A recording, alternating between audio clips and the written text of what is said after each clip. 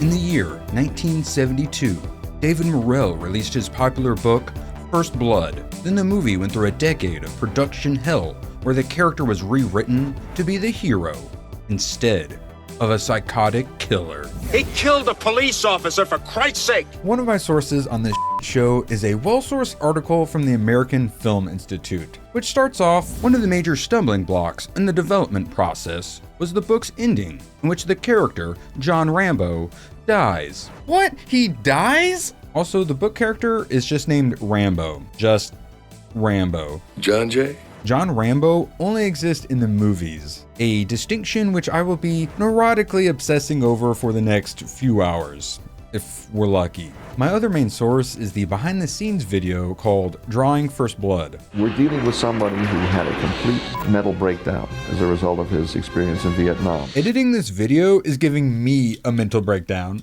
I don't remember giving the editor permission to speak. Oh, sorry, I didn't quite catch that. Your audio cut out for some reason. I'm telling you the law. Out here, it's me.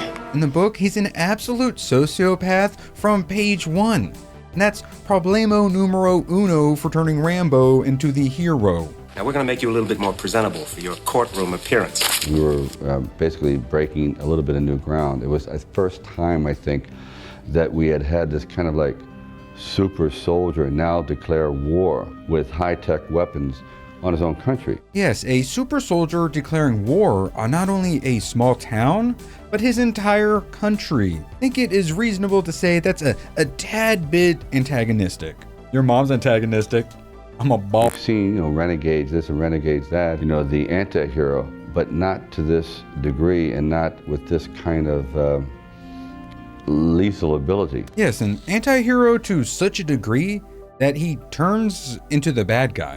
You did everything to make this private war happen. Little did I know it was so much deeper than that. That's exactly what your mom said. All right, put your hands on top of your head and turn around. Little did he know. And at that time, it was the most optioned script in Hollywood. 26 scripts, I believe. Went through 3, 4, 5 studio. Okay, I am starting to see some problems here, guys. Problems that are not me. When Columbia first owned the rights, the story was about a World War II vet and a Vietnam vet. The ending would have had Teasel put down his gun and approach an unarmed Rambo, at which point an unknown person would shoot Rambo.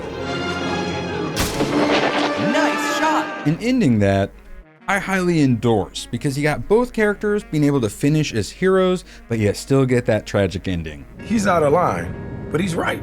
Once Warner Brothers bought the rights, David Rabe wrote a screenplay which removed Colonel Troutman, focusing instead on just Teasel and Rambo. It ended with Teasel killing Rambo. Everybody dies.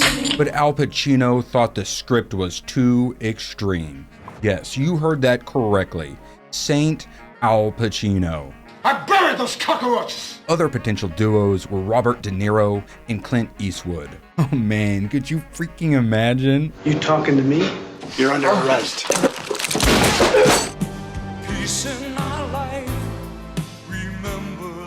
As well as a version with Steve McQueen and Burt Lancaster.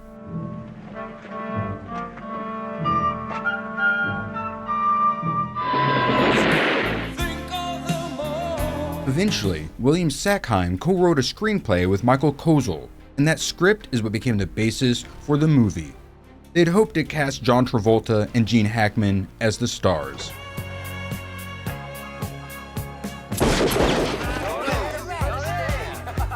The project died, but the script moved forward after getting optioned. Another one. And then that project fell apart. Another one. And finally, Vanya and Kassar then bought the rights to Rambo as well as the script. All right, let's make this quick. So their plan was to make Rambo more of a hero than a psychotic killer. So they hired Sylvester Stallone to star as Rambo and to rewrite the script, which he did at least 7 times, that many times. Then a new director joined and requested that Larry Gross do a script revision, okay? And then David Giler also reportedly worked on the script. Another one. And even then, the ending caused so much trouble that 2 versions were filmed. So the whole production was a show, but then there was a sub show that was just the Sylvester Stallone show. can see how that could be confusing. Audiences were deeply divided, but they chose to have him survive, which was a financially genius move, but it heavily altered the impact and the optics of the book's ending. It also affected the delicate balance of transforming the book's villain into the movie's hero. The problem was, in the novel, I had a very angry character, and he practically destroys that town. He burns down like a quarter of the town with no remorse. An untold number of innocents die. It's coming blue or yellow instead. BB purple. If you're looking for trouble, you came to the right place, buddy. We didn't want to make this guy a crazy murderer, which is what the script felt like. It felt that way because, as I discovered after reading the book, the character's a crazy murderer. I think in the original Kozel-Sackheim script, he killed 18 people. It was like target practice for him. That would have been lore accurate. He also would have needed to slaughter 7 dogs, brutally. Can't wait to tell you guys about that part. We wanted to make him more like a guy who was really lost and he didn't know what to do with his life, and he was a victim of circumstances. Oh, that's a good idea. Make you look like a victim of circumstance. So he openly admits to changing the character away from being the bad guy. And to do that, he had to make him more sympathetic. And this was a big part of the writing process. Or, in this case, the decade-long rewriting process. Doesn't make one bit of difference, Dave, and you know it. One thing that Sylvester has, he's a great populist sense. He knows what the movie public likes to see and what they don't like to see. He said, how about if he never kills anybody?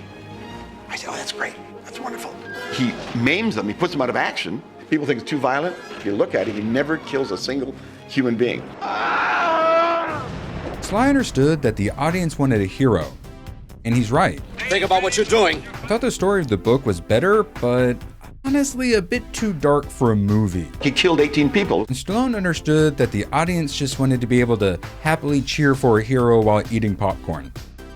And he's right. I think you made good choice. So he set out to write a hero, but he was basing everything off of a character who was a sociopathic serial killer having a mental breakdown. Yeah, that was good. Had Rambo actually shown some concern and some sympathy for the officers and the townsfolk, it would have gone a long way for me. I could have killed them all. I could have killed you. Or just give me like one brief acknowledgement that he thinks maybe he went too far and that he regrets it. Nothing is over! Nothing! Or even you could have him try to surrender, but then he gets shot at. So he's like, oh, no, I can't turn myself in peacefully. What do I do? This just keeps spiraling more out of control. I'll just keep running and fighting. Hold your fire! In my overly edited opinion, this movie would have been greatly improved by giving Rambo an inner dialogue. It'd be a huge improvement on all the hiking and caving scenes that he does, where he could actually think about his morality and his actions and his past. Everyone's gonna totally agree with me when this is all over, and they're gonna lift me up on their shoulders, and everyone's gonna start cheering, Irwin, Irwin, Irwin. Wake up, wake up, wake up. One person gets killed because of his own stupidity in taking off his safety belt in the helicopter. Oh, God, I thought we were already moving on. So, if I throw a large rock from a bridge onto a highway and I hit a passing car, and because of that they crash and die, I don't get to justify my actions by saying, I didn't kill them. They weren't wearing their seat belts. It was their fault that they died. Rip, bozo. No. Police in Thornton asking for help finding the people responsible for throwing rocks off a bridge onto cars on the interstate. Rambo is directly responsible for the cop dying. I'll throw a rock and distract him. Okay. Regardless of if you think his jailbreak was justified or not. Try and hit that cat. No, in the dry riverbed. Well, at whatever degree of killing you want, he's still a cop killer. 5 teenagers in Michigan are charged with second-degree murder after authorities say they threw rocks off a highway overpass. And in a discussion about who's the good guy and bad guy, cop killing is mildly problematic to say the least. Riverbed, they're sneaking. he basically accepted the script and then rewrote it.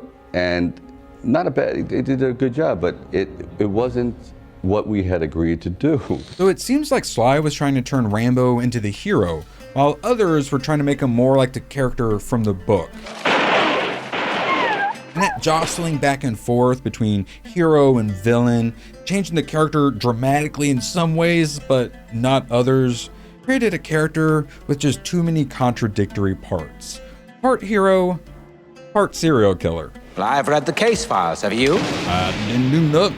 Everything you need to find him is right there in those pages. He goes, no, Rambo must die. Rambo must die. I said, I understand that, but not in this movie. Nail this sucker's ass. He can't be far. The character and writers were both at war with themselves. And I did what I had to do to win, but somebody wouldn't let us win. Going back and forth between good guy and bad guy, kill, don't kill, book story, news story, kill 7 dogs or only kill 3 dogs. And Stallone definitely gets credit for turning Rambo into the good guy. And he was right. He also gets credit for wanting Rambo to survive. And he was right. Stallone knew what the audience wanted. But do you? Have you ever heard the expression, the customer is always right? But when it came to the story, Sly only got some of what he wanted. If he had full control over the script, this video would probably not exist.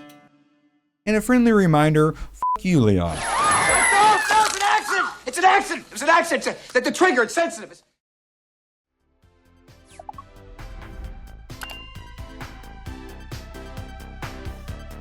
Thanks for watching, and please follow the algorithm on your way out and support the channel by becoming a YouTube member.